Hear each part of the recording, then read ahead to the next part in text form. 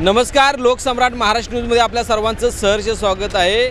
मराठा आरक्षणाच्या बाबतीत आज पाटण येथे मोठ्या संख्येने ट्रॅक्टर रॅली काढलेली आहे। आपल्याबरोबर काही ट्रॅक्टर चालक आहेत, मालक आहेत। आपण त्यांच्याशी चर्चा करणार आहोत की कशा पद्धतीने ही रॅली निघाली आणि त्यांच्या मागण्या काय आहेत त्या। नमस्कार, तुमचं नाव काय? जय शिवराय। मी बाळासाहेब देसाई, शेतकरी पाटण। आज या ठिकाणी मराठ्यांची ट्रॅक्टरची रॅली निघालेली आहे। या रॅलीमध्ये 100-150च्या आसपास ट्रॅक्टर शेतकरी चालक मालक या ठिकाणी आलेले आहेत। तरी आमची मागणी अशी आहे, मराठा समाजाला आरक्षण मिळण्याची आमची मागणी आहे। 50%च्या आतील आरक्षण आम्हाला मिळावं ही आमची मागणी आहे। आणि मनोजदादा जरांगे यांना पाठिंब्यासाठी आज आम्ही या ठिकाणी जमलेलो आहोत। येत्या 10 तारखेला सातारला होणाऱ्या मनोजदादा जरांगे यांचे रॅलीला आम्ही पाटण तालुक्याच्या वतीनं भरपूर संख्येने मराठा समाज जाणार आहे। जय जिजाऊ, जय छत्रपती शिवाजी महाराज।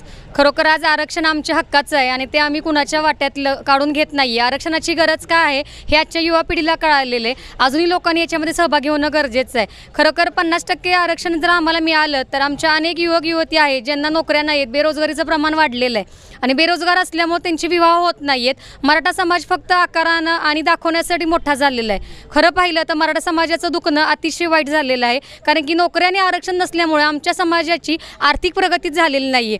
आम्ही सर्व माता भगिनी आजच्या या लढ्यामध्ये उतरलो होतो आणि 10 तारखेला सुद्धा मान्य जरांगे पाटील येणार आहेत। यंदा पाठिंबा देण्यासाठी पाटण तालुक्यामधून जास्तीत जास्त महिला घेऊन जाण्याचा आमचा निर्धार आहे।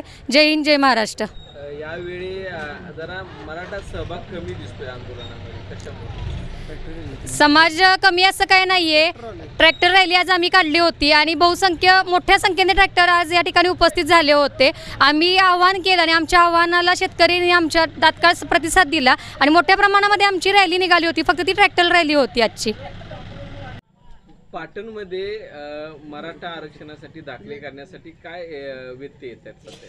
आपण सांगू इच्छितो की पाटणमध्ये सर्वाधिक नोंदी कुणबी मिळालेले आहेत, पण पाटणमध्ये एक लॉबिंग चालू आहे एक दलालाचं। त्यांच्यावरही काय कारवाई करायचं तहसीलदार साहेबांनी आम्हाला एक थोडीसं आश्वासन दिलेलं आहे। तसेच काही गावांना 1940 पूर्व सातबारे नाहीत आणि नोंदी ज्या शोधलेल्या आहेत शिंदे समितीने किंवा तहसील कार्यालयाने ते 1930 ते 15 ह्या काळातील शोधल्यामुळे अशा गावांना दाखले मिळण्यास अडचणी येत आहेत। कारण की वंशावळ जुळवण्यासाठी हे तहसील कार्यालयाकडून सक्षम अधिकारी 7-12 आणि ह्याची मागणी करत आहे। त्यामुळे असं होतं आहे। पण त्यामध्ये एक आहे, म्हणजे 2001चा जो कायदा आहे त्यामध्ये आपण स्थानिक गृह चौकशी अहवालानुसार दाखले देण्यात येऊ शकतात आणि हे शासनाने करावं अशी आमची विनंती आहे। 10 तारखेला सातारामध्ये रॅली आहे, त्या संदर्भात आपली काय तयारी आहे? संपूर्ण सकल मराठा समाजाला आम्ही आवाहन केलेलं आहे आणि हे आता आम्ही सकल मराठा समाजाला केलेल्या आवाहनानुसार पाटण तालुक्यातून हजारो मराठा समाज बांधव या रॅलीसाठी उत्स्फूर्तपणे तयार झालेले आहेत। स्वतः तर ट्रॅक्टर घेणार आहेत, त्यासोबत आपल्या कुटुंबातील सर्व घटकांना सोबत घेऊन, आपले मुलं बाळं असतील, आपले सगळे सोयरे असतील, पै पाहुणे असतील, या सर्वांना सोबत घेऊन त्या ठिकाणी रॅलीसाठी हजारोच्या संख्येने उपस्थित राहणार आहेत। आणि महाराष्ट्रामध्ये कधी नाही एवढी प्रचंड मोठी रॅली नक्कीच सातारच्या शिवतीर्थावर आपल्याला पाहायला मिळेल असे मी आपल्याला ग्वाही देतो।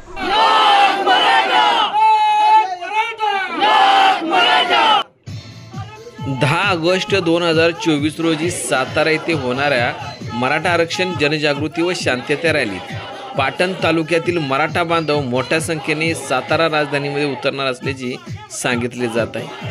अशाच काही अपडेटसाठी पाहत राहा लोकसम्राट महाराष्ट्र न्यूज। बघा अभिमानाने, जगा स्वाभिमानाने।